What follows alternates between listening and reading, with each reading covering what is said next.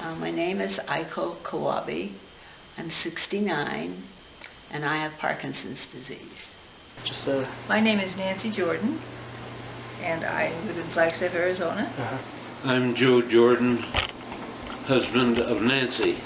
I'm 84. Linda Webb. And how long ago were you diagnosed with this? I was diagnosed in February of 2003. He said, "You have Parkinson's." And it was like, "Oh, okay." Then I got outside and I said, "Oh, it's Parkinson's." The first symptoms first appeared in about 2008. And that made me, what, 76? I was about 59. And when did the symptoms first appear? When? Like what, around 2001, you said? Yeah, 2001. Okay. And what was your first symptom? I had a slight tremor in my left leg. Okay. Get the freezing, where you lock up and you just, for several minutes, cannot move. I get the fenestration, which is where a little bit of a running step, you're off balance walking. Okay. And I get the rigidity. Oh, The rigidity is the big one, because that one locks you right up and you can't move, period. The tremor was the main. The main one. And anything else, like gait, apaxia, like, do you know any terms like that you can enlighten me on? I wish somehow? I did. Yeah. And when you see your neurologist, what kind of treatment do you receive from the neurologist? Medication. Medication? Right. Do you know the type of medication? Levodopa. Carbidopa, levodopa. Right. Carbidova. Yeah. And that's basically all I have right now. That's all I take. I'm taking carbidopa, levodopa, and entacapone. Okay. And I also take Mirapex. There's the carbidopa, levodopa / encaptone, which used to be Stalevo. And then there's a ropinirole. And then the new one that has just come out that I'm taking is Rytary, R-Y-T-A-R-Y. Mirapex is the drug that, I don't know if you read it in the paper or not, but some people that take it have uncontrollable urges to gamble. Oh, really? Wow. I didn't know that.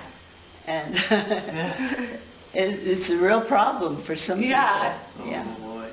You've probably seen the Michael J. Fox symptoms with the dyskinesias, where he's flailing all over the place. That's a result of the medications building up to such a level in your body that you just can't stop moving. Oh, really? Are there any clinics or organizations that have helped you with PD? Yes, many actually. Yeah. I've been to the physical therapy department at the university. I've been to Carter Rehab. And all the people that I know go to Carter Rehab, as well as the NAU program, which is run at Carter Rehab. And what kind of activities do they have you do? They have specific exercises. Well, I took the dance class. How was that? That was fun. If you have to have Parkinson's, this is the best place in the world to have it. Flagstaff. They have a wonderful, NAU has a marvelous physical therapy group, and the physical therapy people work with us. You know, we've got the dance group, we've got the NAU physical therapy department that does Go Big. Oh, NAU physical. So do students help out with that as well? The Go Big is a planned program by the physical therapy students. Okay. They put it on every year. We've done it for 10 years now, I think. Because one of the things that they have found is that exercise is key to treatment. Okay. And to continued ability to keep going and doing things. Well, I just noticed that some of my friends that don't exercise don't seem to be doing as well as I have. I just think that exercise is really important in trying to cope with Parkinson's. Okay, so what do you feel is the most challenging aspect of Parkinson's disease?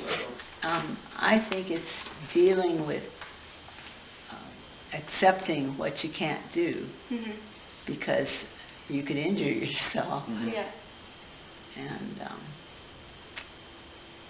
I think that's the hardest thing. Well, one big change was we sold the house that we built and we moved up here to the Peaks last year. Oh, yeah. Just because the house was so big and it was an awful lot to take care of, and Oh, it yeah, had steps. So that was a big impact. I gave up driving because of the medication. Oh, wow, okay.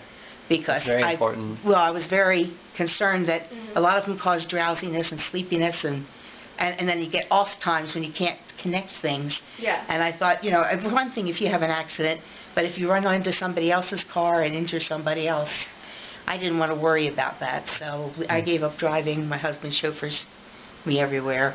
We're friends. Have you given up any physical thing? Nothing. Yeah, I didn't. No. It wasn't life-changing.